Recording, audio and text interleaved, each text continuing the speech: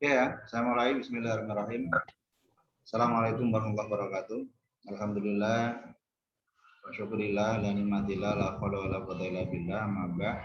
Teman-teman sekalian, kita ketemu lagi setelah UTS untuk mata kuliah kewarganegaraan. Nah, di pertemuan kali ini, di pertemuan yang ke-8 ini, topik bahasan kita adalah konsep demokrasi sebagai satu bacaan dalam kajian kewarganegaraan. Ya, jadi topik bahasan kita hari ini adalah konsep demokrasi sebagai satu bacaan, satu kajian dalam pengetahuan kewarganegaraan. Ya, sebelum masuk ke materi, ada beberapa hal yang kiranya perlu untuk saya sampaikan. Satu ya, itu saya melihat di kolom kuis itu masih ada beberapa teman-teman yang belum memaksimalkan kuis. Karena itu tetap saya beri kesempatan, kalau yang mau mengerjakan kuis silakan segera di submit. Itu yang pertama. Yang kedua, yang ingin saya sampaikan ke teman-teman, untuk hasil UTS teman-teman, ya, untuk hasil UTS teman-teman, bisa saudara lihat di e-learning teman-teman, itu sudah ada nilai hasil dari UTS saudara. Kalaupun untuk di SIM, saya masih menunggu dari Direktorat Akademik. Apabila hari ini itu sudah dibuka oleh Direktorat Akademik dan DSTI, maka hari ini juga sudah akan saya submit nilai saudara.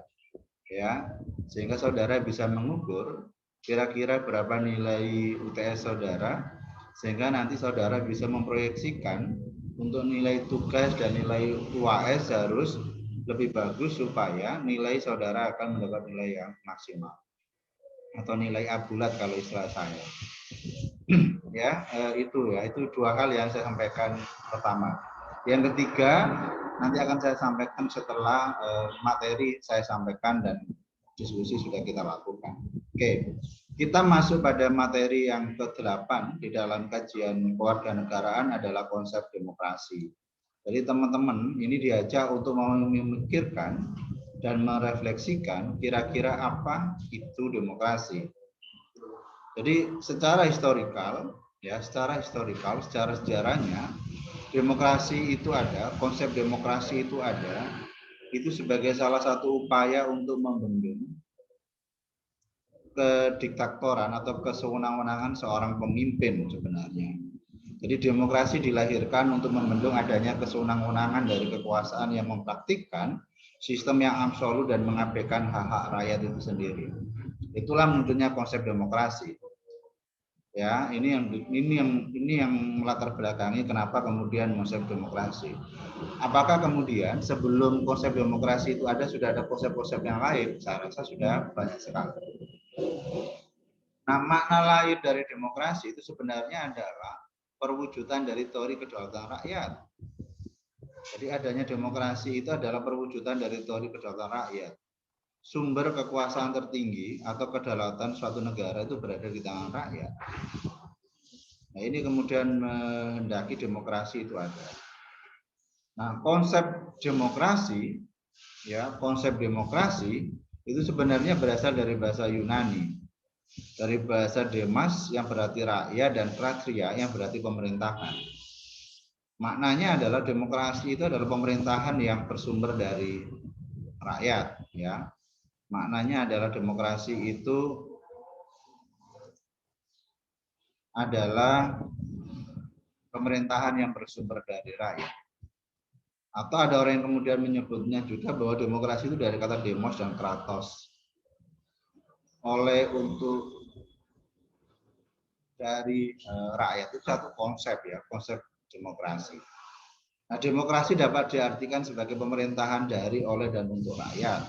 Dan ini dikembangkan oleh Abraham Lincoln di Amerika. Ya, jadi demokrasi yang kemudian diartikan sebagai pemerintahan dari, oleh, dan untuk rakyat itu adalah berangkat dari apa yang disampaikan oleh Abraham Lincoln di Amerika, yang kemudian ini memaknai demokrasi itu sebatas election right. Jadi hanya persoalan pemilu saja. Jadi istilah demokrasi itu seolah-olah hanya ada dalam pemilu saja. Hak untuk memilih dan dipilih. Itu konsep demokrasi.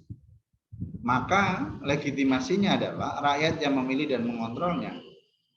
Jadi rakyat yang menghendaki dipimpin oleh siapa, turut serta di dalam mengkonsep bagaimana pemerintahan itu dijalankan, dan rakyat juga berperan untuk mengontrol pemerintahan itu. Itulah konsep demokrasi. Nanti kita refleksikan apakah konsep demokrasi ini senada dan seirama dengan konsep dalam Islam misalnya. Nanti kita bisa diskusikan lebih panjang. Nah, demokrasi itu termanifestasikan dalam sikap. Jadi demokrasi itu dapat kita wujudkan, dapat kita lihat wujudnya itu dalam sikap. Karena itu kemudian siapa saja yang kemudian menerapkan demokrasi itu disebut sebagai orang yang memiliki sikap yang demokratis. Ya, jadi demokrasi itu termanifestasikan, ya, terwujudkan dalam sikap. Sehingga orangnya kemudian disebut dengan orang yang demokratis. Jadi kalau tadi itu Abraham Lincoln itu hanya persoalan electoral aja, itu hanya persoalan pemilu saja. Tetapi kalau kemudian kita menginvestikan di sini, demokrasi itu bukan hanya persoalan pemilu saja, tetapi persoalan sehari-hari bagaimana kita bertindak, bagaimana kita bersikap, bagaimana kita melakukan sesuatu. Di dalamnya sebenarnya ada demokrasi. Nah, cerminan demokrasi, ya kita masuk ke cerminan demokrasi, ini kita sambungkan dengan sikap tadi. Menurut Robert Dahl, itu ada 8 pilar ya, sebagai satu cerminan dari demokrasi. Jadi sesuatu itu dianggap demokratis, orang itu dianggap demokratis, negara itu dianggap demokratis, suatu kelompok itu dianggap demokratis ketika menjamin 8 pilar ini. Yang pertama adalah keabsahan berserikat dan berkumpul. Ketika ada masyarakat itu boleh berserikat dan berkumpul, yang kemudian dalam konsep Islam dikenal dengan konsep masyarakat madani itu, yang banyak ya digembar-gemborkan oleh Ali Syariati itu, maka masyarakat itu atau bangsa itu disebut sebagai bangsa yang demokratis. Kalau ada seorang pemimpin kemudian kok menghalang-halangi anak buahnya untuk berserikat dan berkumpul, ada praktek union busting misalnya dalam aspek ketenagakerjaan, berarti tidak demokratis orang itu. Maknanya begitu. Yang kedua adalah keabsahan berpendapat. Ketika orang itu diberikan hak untuk menyampaikan pendapat, maka orang yang menyilakan itu disebut sebagai orang yang demokratis. Kalau ada orang yang memasakkan pendapatnya sendiri dan tidak mau mendengar pendapat orang lain, maka orang itu disebut sebagai orang yang tidak demokratis. Hak untuk memilih dan dipilih, ada ruang untuk ini, tidak ada dominasi. Kemudian kesempatan relatif terbuka untuk menduduki jabatan publik, equality before the law itu ada di sini. Pemanahan dari pasal 27 Undang-Undang Dasar itu ada di sini. Hak untuk dipilih, hak untuk mendapatkan alternatif sumber informasi. Karena itu PES disebut sebagai pilar demokrasi.